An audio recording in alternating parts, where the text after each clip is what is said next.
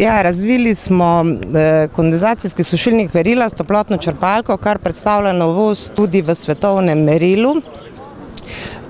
Bistvena značilnost je, da porabi 40% manj energije kot energetski razred A.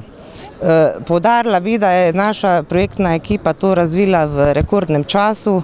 V bistvu smo imeli na voljo samo 2 leti za razvoj in tudi vpeljavo v redno proizvodnjo. Poleg zelo nizke porabe energije se aparat odlikuje še številnimi drugimi tako imenovanimi featurji, lastnostmi, recimo parni generator, kar je bilo že omenjeno.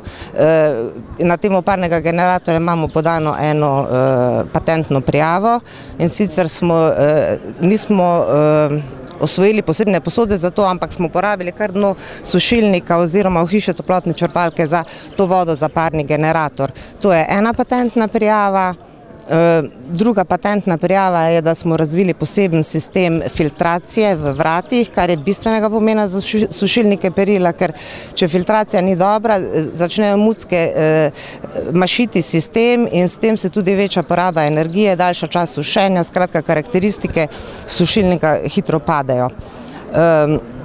In pa tretja pomembna patentna prijava iz tega aparata je pa Twin Air sistem. To pomeni, da dvosmerno upihujemo zrak v boben, kar je dejansko inovacija v svetovnem merilu, ker iz obeh strani upihujemo, kar je direktna posledica za perilo ta, da se lahko posuši pri nižjih temperaturah v krajšem času in predstavlja veliko prednost za uporabnika.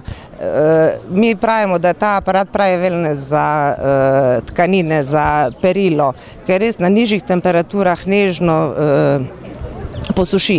Poleg tega imamo še antih funkcijo, ki pa še dodatno gladi vlakna med sušenjem, tako da ocenjujemo, da zmanjša potrebo po likanju za 30%. Tako da je za Gorenje sigurno predstavlja ta aparat velik potencial, sploh zato, ker v nekaterih državah, recimo Švica je med njimi, po letu, po 1.1.2013 prodaja preostalih v B razredu ne bo več mogoča. Izdelek je že na voljo v Sloveniji in tudi v tujini.